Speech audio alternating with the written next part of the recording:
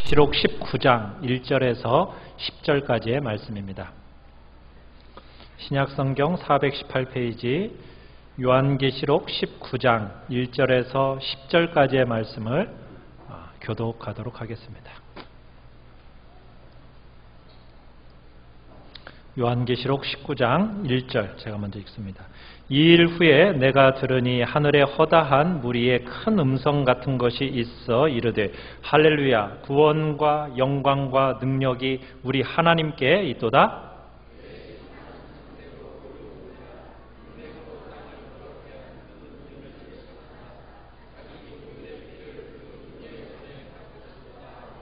두 번째로 할렐루야 하니 그 연기가 세세토록 올라가더라.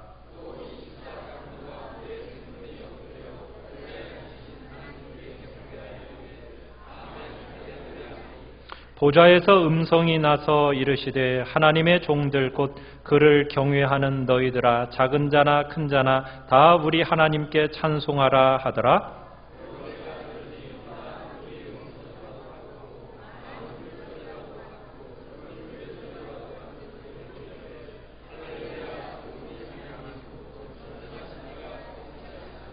우리가 즐거워하고 크게 기뻐하며 그에게 영광을 돌리세 어린 양의 혼인 기약이 이르렀고 그의 아내가 자신을 준비하였으므로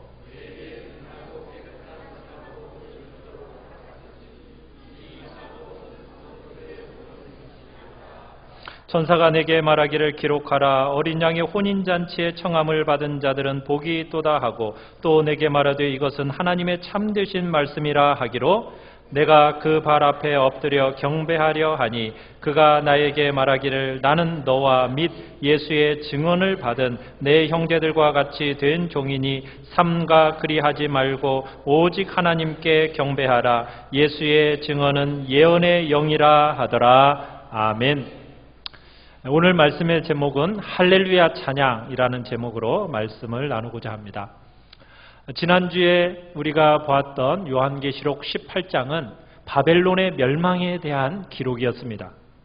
바벨론의 멸망이 이제 바벨론이 멸망해서 다 무너지게 되고 이제 바벨론과 연결되었던 이 세상의 왕들과 상인들과 선원들이 다 슬퍼하면서 우는 장면을 우리가 지난주에 보았습니다.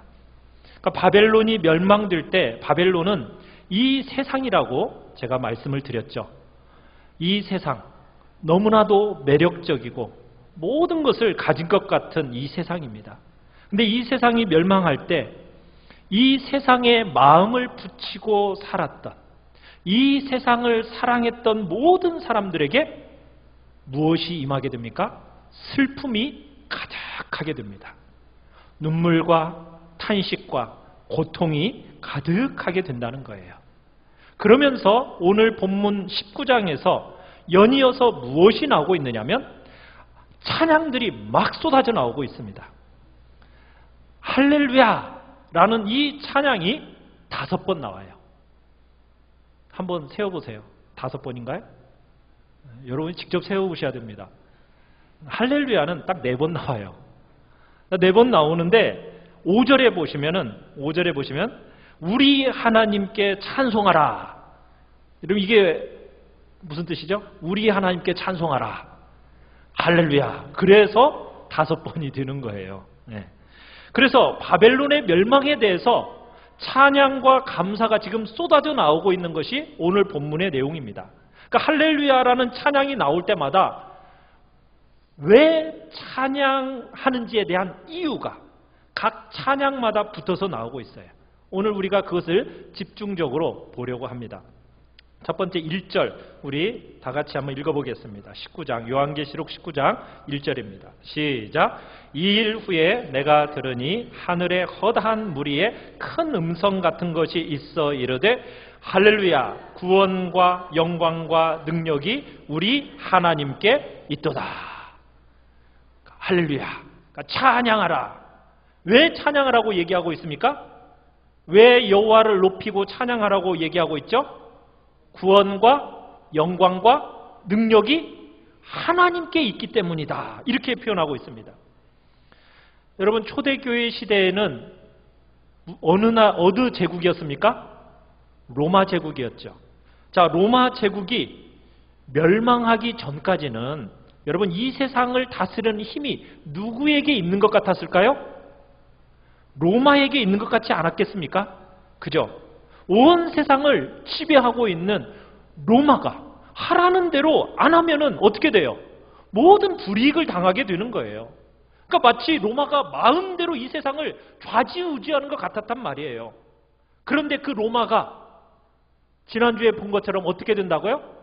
하루아침에 망해버리고 하루아침에. 그러니까 온 세상에 참된 능력과 지배권이 누구에게 있다라는 겁니까? 하나님께 있다라는 것이 명백하게 드러나게 되었다라는 거예요. 그러면서 할렐루야 하면서 지금 그 구원과 영광과 능력이 하나님께 있음에 대한 노래하며 감격하고 있는 겁니다. 이 땅에서 세상의 가치관과 세상이 말하는 대로 살아야 부자가 되는 것 같아요. 세상이 말하는 대로 살아야 잘 살고 높아지는 것만 같아요. 그런데 우리 성도들은 그런 세상 속에서 믿음으로 살아야 되잖아요. 믿음으로 살고 성결을 지키면은 어떻던가요? 불이익을 당하게 되잖아요. 고초를 당하게 돼요. 여러분 그러면은 우리의 마음이 어떻겠어요? 막 요동이 생기죠. 그렇지 않아요? 막 힘들잖아요. 그냥 세상대로 살아버릴까?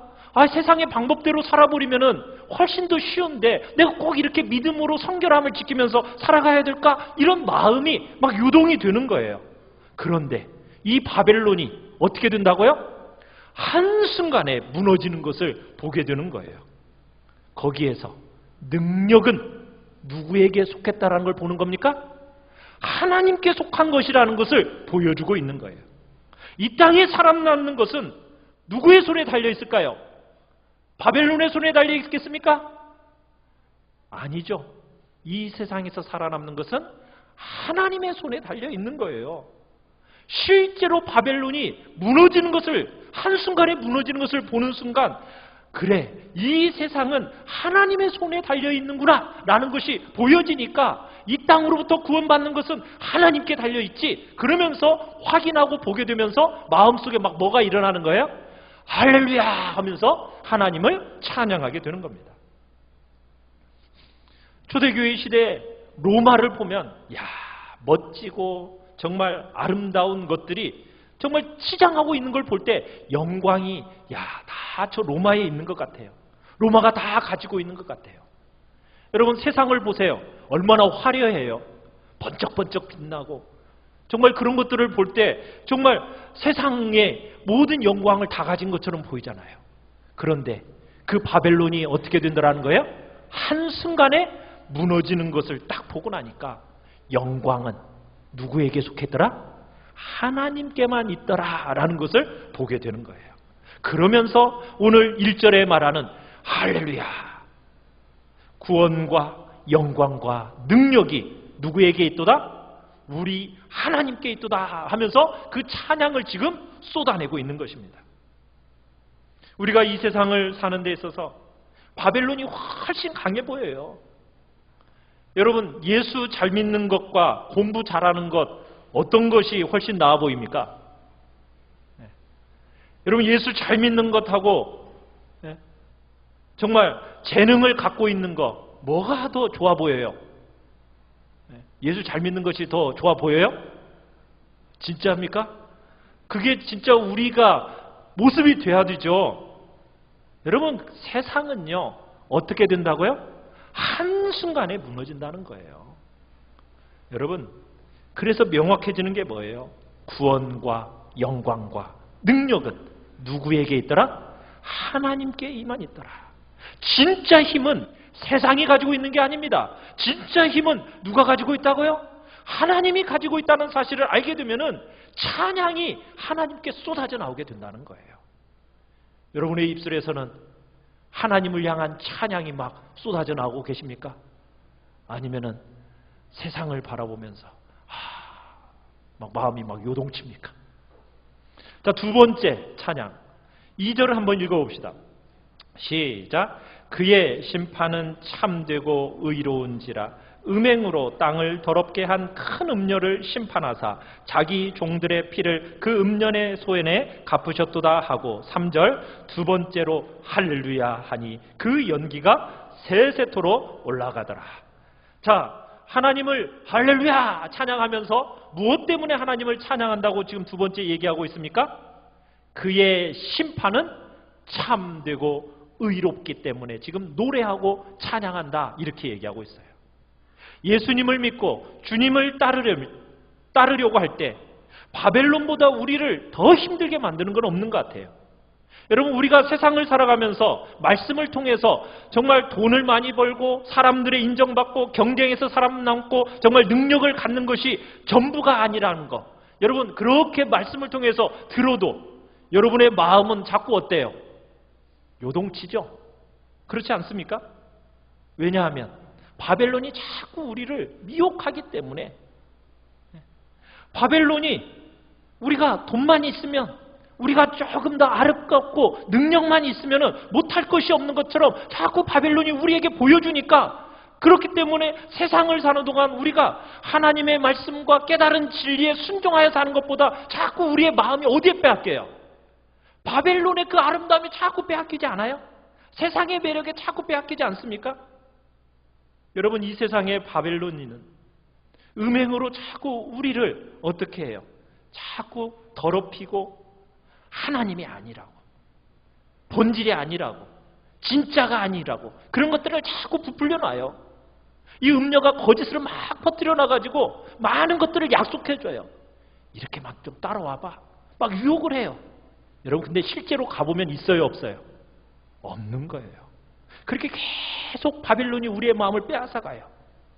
음행으로 온 세상을 막 유혹하면서 막 더럽혀요. 육체적인 음행만을 얘기하는 게 아닙니다. 영적인 음행, 정신적인 음행, 이것이 지금 바벨론이 우리로 하여금 음행하도록 자꾸 만들어가요. 바벨론이 막 제시하는 대로 살면 행복할 수 있는 것처럼 우리를 자꾸 유혹한다고요.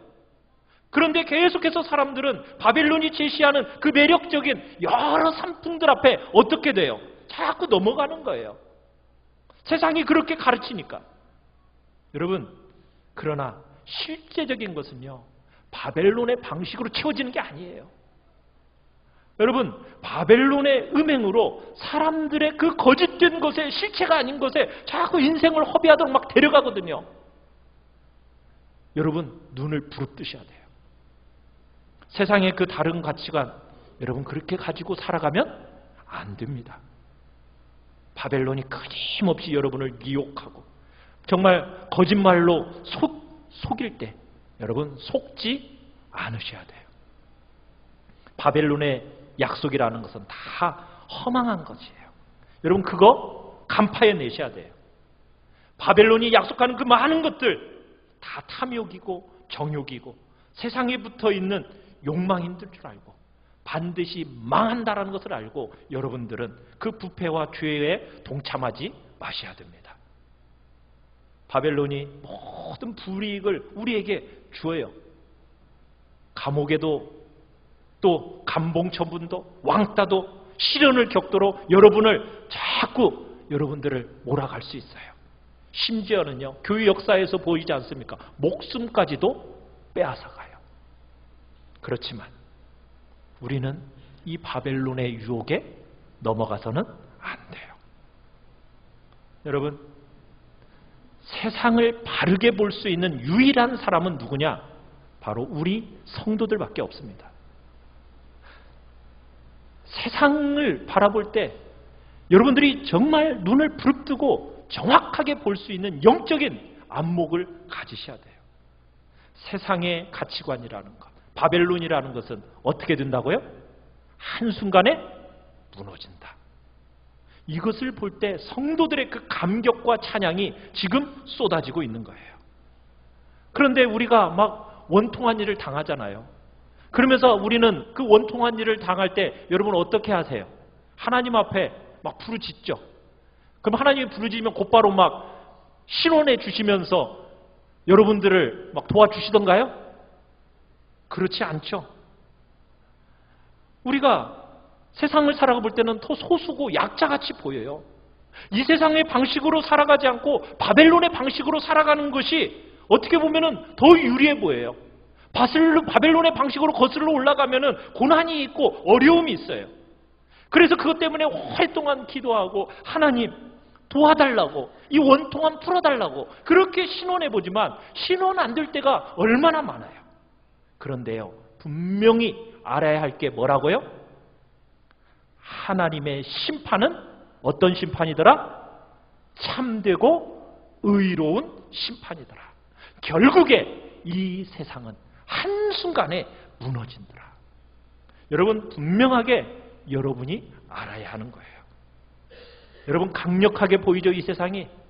여러분, 이 세상이 그렇게 강력하게 보이지만 하루아침에 여러분 넘어가는 순간이 온다라는 것을 여러분 기억하시길 바라요. 그래서 믿음으로 우리는 살아가는 거예요. 여러분이 믿음 안에서 보고 믿음 안에서 붙들었던 그 실체, 진짜라고 보이는 거, 그거 보일 날이 분명히 올 거니까 여러분 믿음으로 살아가시길 바라요. 여러분, 마침내 성도들이 탄식하고 기도하고 정말 위롭게 걸어왔던 그 길에 대해서 하나님이 마지막 날 도장을 꽝 찍어 주실 때가 반드시 여러분에게 올 것입니다. 그날에 여러분들은 뭐 하게 될 거라고요? 할렐루야 하면서 하나님을 향한 큰 찬양이 쏟아지게 나오게 됐다는 거예요. 세 번째입니다. 우리 4절 같이 한번 읽어보겠습니다. 시작. 또 24 장로와 내 생물이 엎드려 보좌에 앉으신 하나님께 경배하여 이르되 아멘 할렐루야 하니. 자, 여러분, 24 장로, 자, 우리가 요한계시록 처음 할 때 24 장로가 누구라고 얘기했죠? 신구약 교회의 대표라고 얘기했죠. 무슨 얘기입니까? 구약의 12지파, 신약의 12사도. 자, 이 둘을 합친 대표로서 이제 신구약의 교회가 지금 이 24 장로로서 표현되고 있는 거예요. 자, 24 장로들이 뭐라고 얘기하고 있어요? 아멘.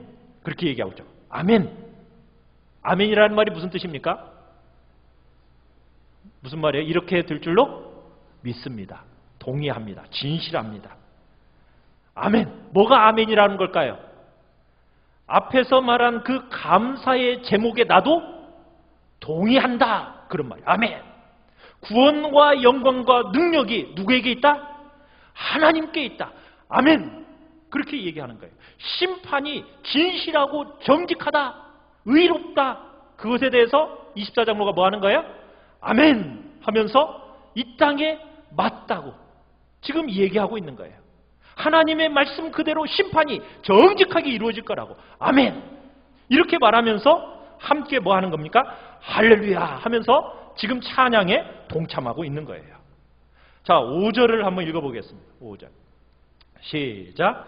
보좌에서 음성이 나서 이르시되 하나님의 종들 곧 그를 경외하는 너희들아 작은 자나 큰 자나 다 우리 하나님께 찬송하라 하더라. 자, 여기서 주를 찬양하라. 그죠? 우리 하나님께 찬송하라. 이게 뭐라고요? 할렐루야라는 의미라는 거예요. 여러분이 이 땅에서 경험하는 큰 자와 작은 자, 실패한 자, 성공한 자, 또 인종과 계급과 문화를 구별하는 그 의미가 없어진다는 거예요. 그죠? 큰 자나 작은 자나 다 뭐 한다는 겁니까? 하나님께 찬송하는 그런 일이 온다는 거예요. 하나님만 영화롭게 한다는 거예요. 사람에게 있는 차이, 사람의 높고 낮음, 강함, 이런 것 의미가 다 사라진다는 거예요. 오직 한 가지만 나타나요. 뭐만 나타난다고요? 누구나 예의 없이 차별 없이 동일하게 하나님만 찬양하고 하나님만 좋아하고 하나님만 기뻐하는 것들이 모든 하나님의 백성들의 공통점으로 자리 잡고 있는 거예요. 여러분, 높고 낮음의 의미가 없어져요. 모두 다 같이 뭐만 하고 있어요? 감사와 찬양할 것밖에 없는 존재라는 것을 보여주고 있는 거예요. 여러분, 우리가 이 세상을 살아가면서 일한 것도 없고 경건하지도 못하고 우리가 하나님 앞에 원수였고 죄인이었지 않습니까? 그런 우리를 하나님께서 그렇게 귀한 구원을 받게 하셨어요. 여러분, 그것에 대해서 뭐 할 말이 있어요? 우리가 다른 말 할 거 없잖아요. 뭐만 하면 돼요? 감사하고 찬양하고 하나님만 높이면 되는 거예요. 다른 어떤 것으로 인하여 여러분 실망할 게 없어요. 여러분의 삶에 있어서 실망시키는 일이 있고 때로는 삶의 경험이 여러분을 좌절시키고 내 삶에 많은 아픔과 고통과 눈물과 슬픔과 배반이 혹 있을지라도 그때조차도 우리가 할 것은 뭐밖에 없다고요? 하나님께 감사하고 찬양할 것밖에 없다라는 거예요. 하나님 앞에 합당한 단어 뭐밖에 없다고요? 감사하고 찬양하는 것. 여러분, 우리가 할 것은 다른 거 없어요. 원망과 불평이 아니라 하나님께 감사하십시오. 하나님을 찬양하십시오. 5절에서 그런 얘기를 합니다. 하나님의 종들 곧 그를 경외하는 너희들아, 하나님을 뭐해라? 찬양하라. 여러분, 아직까지 눈으로는 바벨론이 무너졌습니까? 안 무너졌습니까? 무너지지 않았죠? 아직 안 보이잖아요. 여전히 바벨론이 제공하는 수많은 보석과 안일과 안락과 즐거움과 평안과 힘이라는 것, 이런 것들로 우리를 자꾸 유혹하고 우리는 그런 것이 없어요. 여러분, 그래도요, 우리는 뭘 붙들고 가는 겁니까? 믿음으로 이 바벨론이 어떻게 될 거라고?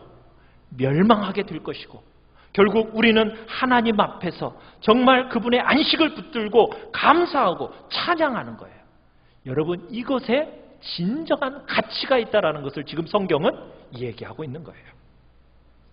지상에서 보이지 않는 세상을 여러분 눈으로 보는 것처럼 믿음으로 살아내십시오. 이것이 하나님 앞에서 정말 복되고 가치 있는 일이에요. 여러분들, 믿음으로 작은 그 믿음 하나 붙들고 살아가세요. 그걸로 인해서 하나님이 크게 영광을 받으시는 겁니다. 눈으로 보거나 손으로 만져지는 그런 세계가 아니기 때문에 여러분, 무엇으로밖에 볼 수가 없어요? 믿음으로밖에 볼 수가 없어요. 하나님을 경외하는 자들은 믿음으로밖에 볼 수가 없기 때문에 그 믿음으로 하나님을 찬양하는 것을 하나님이 어떻게 여기실까요? 너무너무 기쁘게 여기신다는 거예요. 사랑하는 성도 여러분, 할 수만 있으면 주님의 그 귀한 복 때문에, 그 일 때문에 감격하고 기뻐하시길 바라요. 고난이 오고 실패가 오고 아픔이 오고 어디를 보아도 하나님께 감사할 찬양의 제목이 없을지라도 할 수만 있으면 그때 뭐 하시라고요? 감사하고 찬양하십시오.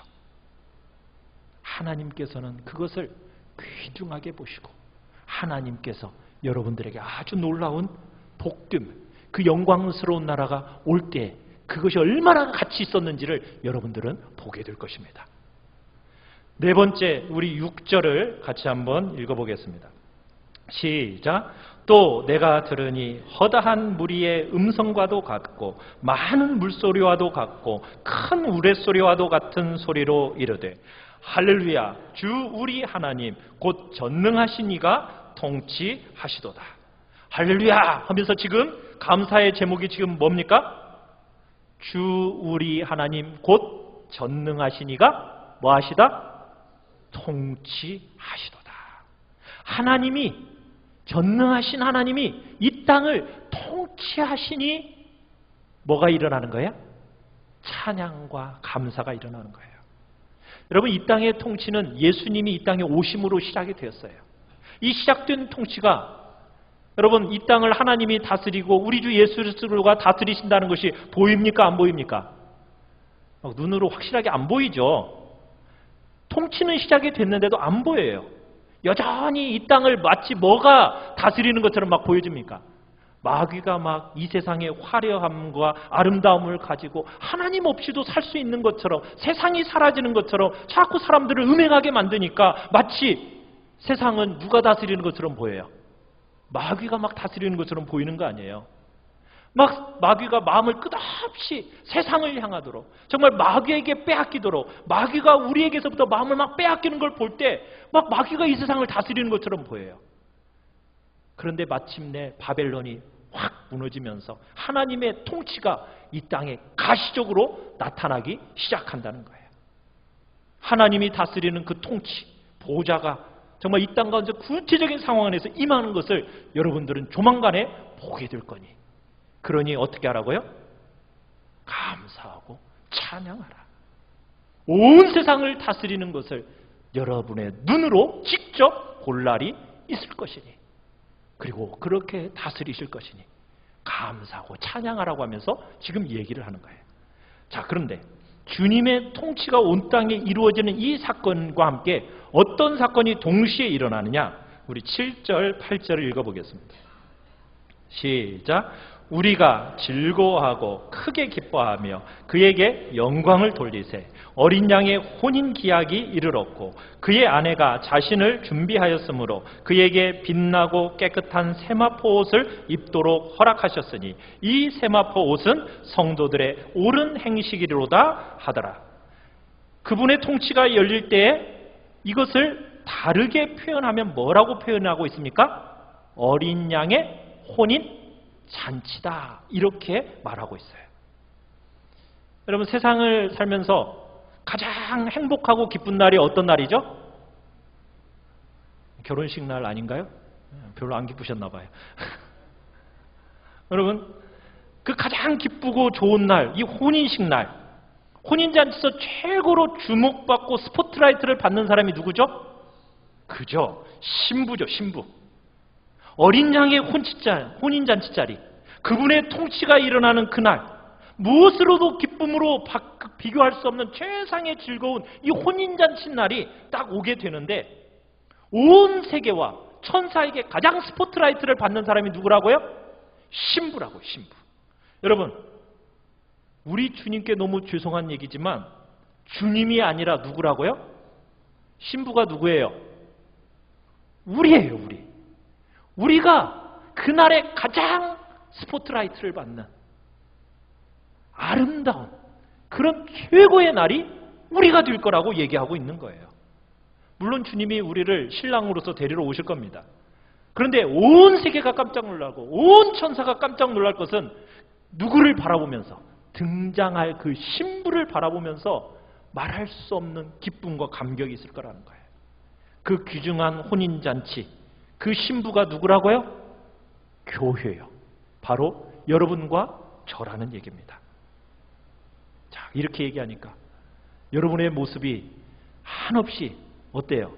야, 내같이 연약하고 정말 말할 수 없이 실패하고 넘어지고 정말 끝없이 연약한 내가 주님 앞에 그렇게 아름다운 모습으로 쓴다라는 것이 너무 어때요? 막 부담스럽고 창피하고 막 그렇지 않습니까? 믿음으로 딱 산다고 결단을 해놓고서는 바벨론이 살짝 이렇게 미소만 지어줘도 거기에 막 쏙 빨려가는 모습이 우리의 모습이잖아요. 그렇지 않아요? 막 녹아버리고. 세상이 더 좋다고 하면 막 바벨론이 원하는 대로 막 살려고 하는 게 막 우리의 모습이잖아요. 못된 습관이 아직도 우리의 삶 속에서 막 쉽게 터져 나오잖아요. 연약함과 죄성들이, 말할 수 없는 연약함들이 보이는데 성경은 그날에 정말 최고의 아름다운 모습, 누구에게 있다고요? 여러분과 저희 교회에 있다라고 지금 말씀하고 계시는 거예요.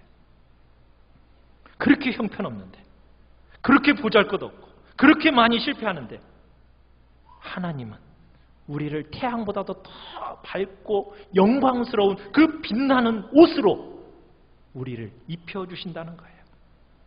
그분의 좋은 옷으로 우리에게 입혀주시면서 우리를 온 우주와 천사의 그 스포트라이트를 받는 그런 대상으로 누가 서게 된다고요? 여러분과 제가, 교회가 그 혼인잔치에 참여하게 된다는 거예요. 여러분, 신부에 대한 이야기를 하면서 여기서 가장 힘주어 말하는 게 뭘까요? 신부가 입고 있는 옷입니다. 그죠? 복장이에요. 여러분, 결혼 준비하면서 아무 옷이나 입고 가요? 그런 사람 없죠. 뭐 찢어진 청바지 입고 들어가는 신부가 있겠습니까? 그날만큼은 가장 최고의 옷을 입고 싶은 것이 바로 누구예요? 그게 바로 신부지 않습니까?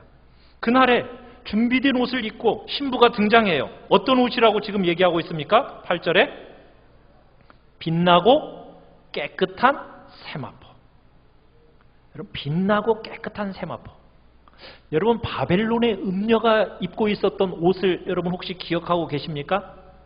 그때 바벨론의 음녀가 입고 있었던 옷은 어떤 옷이었죠?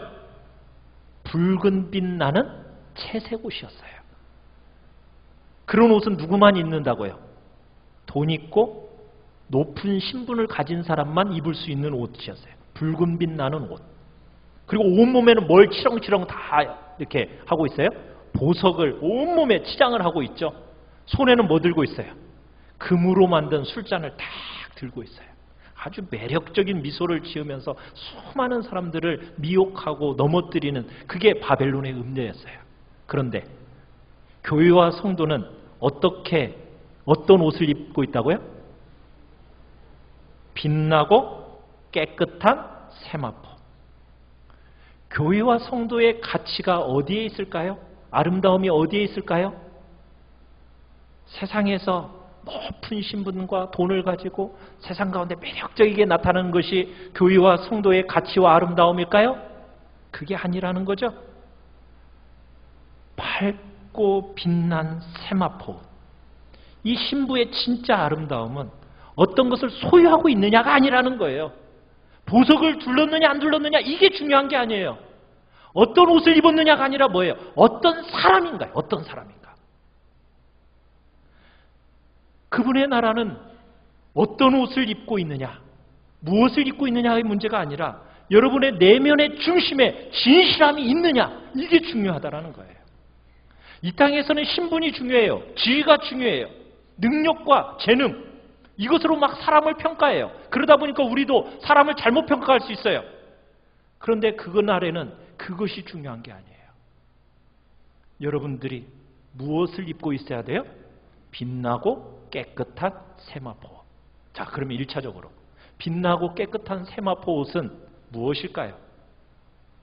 여러분들이 입고 계십니까? 여러분 한번 보세요. 뭐 입고 있어요? 옆 사람은 뭐 보여요? 빛나고 깨끗한 세마포 옷 무엇일까요? 예수 그리스도의 의의 옷입니다. 예수 그리스도의 의의 옷. 주님이 우리같이 자격 없고 공로 없는 자들에게 입혀주신 당신의 깨끗한 의의 옷. 여러분은 그 깨끗한 의의 옷 입고 계세요? 그거 어떻게 알아요? 내가 지금 빛나고 깨끗한 세마포 옷을 입었는지 안 입었는지 그 증거가 뭐예요? 그 다음에 나와 있죠. 세마포 옷은 뭐더라? 성도들의 옳은 행실이더라. 여러분이 깨끗한 세마포 옷을 입고 있는 증거가 뭐라고요? 여러분의 올바르고 의로운 행실이라는 거예요. 여러분, 천국은 우리의 행실로 가는 것은 아닙니다. 모든 사람들은 예수 그리스도의 그의 의에 완전한 옷을 입고 천국에 가는 거예요. 그런데 여러분이 정말 예수 그리스도의 완전한 의의 옷을 입었는지 안 입었는지를 어떻게 알 수 있다고요? 여러분들의 삶을 보고 알 수 있다는 거예요. 성도들의 옳은 행실을 보고 알 수 있다는 거예요. 왜요? 예수 그리스도의 의의 옷을 입은 사람은 이제 그 옷이 그 안에서 의의 능력으로 역사하면서 여러분 속에 바른 행실을 행하도록 바꾸어 놓거든요. 주님 안에서 여러분들이 의의 옷을 딱 예수 그리스도의 의의 옷을 입으면 눈이 열려져요. 뭐가 중요한지, 뭐가 허망한지를 알게 되는 거예요. 하나님 앞에서 사람들이 인정받고 땅에 썩어지고 부패할 것들이 아니라 영원한토록 있는 것들이 무엇인지를 알게 된다고요. 하나님을 위해 사는 것이 무엇인지를 알게 돼요. 그러면서 그 열려진 눈을 가지고 이제 삶을 살아가는 거예요. 그러다 보니 그 삶의 행실과 열매가 나타나게 된다는 거예요. 예수 그리스도께서 입혀주신 그 옷과 입은 자의 그 올바른 행실이 있는 것이 바로 뭐라고요? 빛나고 깨끗한 세마포라고 이야기하고 있어요. 우리의 깨끗한 행실로 하나님 앞에 설 수는 없습니다. 뭘로 쓴다고요? 그분의 입혀준 옷으로 서는 거예요. 그런데 그분이 옷을 입혀주면 어떻게 된다고요? 선을 행하게 된다는 거예요. 주님 앞에서 여러분들의 삶을 한번 돌이켜 보십시오. 여러분들은 뭐가 영원한지 점점 확실하게 보이시나요? 보여야 됩니다. 무엇을 입은 사람은, 예수 그리스도의 의의 옷을 입은 사람은 무엇이 영원하고 뭐가 가치 있고 없는가가 분명하게 보이는 거예요. 여러분, 우리의 행실과 자격으로 천국 가는 건 아닙니다. 그렇지만 주님의 완전한 의의 옷을 입은 자라면 이제 그의 행실은 변하게 되어져 있어요. 세상 사람들과는 다른 거예요. 세상적이고 도덕적인 기준과는 다른 거예요. 사람들에게 깊은 긍휼을 가지고 사람들을 섬기고 하나님께 대한 벅찬 감격을 가지고 하나님께 감사할 줄 아는 그런 삶, 그런 선행이 있게 된다는 겁니다. 사랑하는 성도 여러분, 여러분이 주님 앞에 설 때 뭘 갖고 서시겠습니까? 여러분이 이 땅에서 번 돈을 가지고 섭니까? 여러분의 탁월한 능력을 갖고 서겠습니까? 아닙니다. 여러분은 빛나고 깨끗한 세마포 옷을 입고 주님 앞에 서는 겁니다. 바벨론이 약속하는 금잔과 보석과 붉은 옷을 목말라하며 살다가는 여러분의 한 생을 그렇게 살다가는 다 망치게 됩니다. 보석 같은 시간 다 잃어버리게 됩니다. 다시 안 오는 그 귀중한 생 다 허비하시겠습니까? 그날 주님 앞에 아무 관계없이 서면 여러분 그 비참한 자리에 있게 되는 거예요. 사랑하는 성도 여러분, 여러분은 주님이 입혀주신 완전한 의의 옷 입으셨나요? 내 안에 아무것도 의지할 것 없고 내세울 것도 없기 때문에 하나님의 그 완전한 의가 아니면 저는 주님 앞에 설 수 없습니다 라는 그 고백과 함께 여러분들은 그 의의 옷을 입고 계시나요? 그 의의 옷을 입었기에 여러분들의 눈은 열려지고 계십니까? 가치 있는 것이 무엇인지, 영원한 것이 무엇인지, 정말 내가 이 땅에서 무엇에 내 시간을 들이고 내 능력과 내 모든 물질을 어디에 들이며 살아가야 될지 여러분들은 지금 점점 변화져 가고 계시는가요? 이 시간 주님 앞에서 나는 무엇을 입고 이 땅에 서 있으며 주님 앞에 설 것인가? 그리고 그 입고 있는 옷에 걸맞는 존재답게 나는 이 땅을 지금 살아가고 있는가? 주님 앞에서 한번 돌이켜 보시길 바랍니다. 정말 우리의 마음이 주님의 원하는 일, 그것을 기쁨을 가지고 하나님 앞에 눈 열고 사는 사람들처럼 정말 참된 선행이 여러분 안에 있기를 간절히 축원합니다. 우리 같이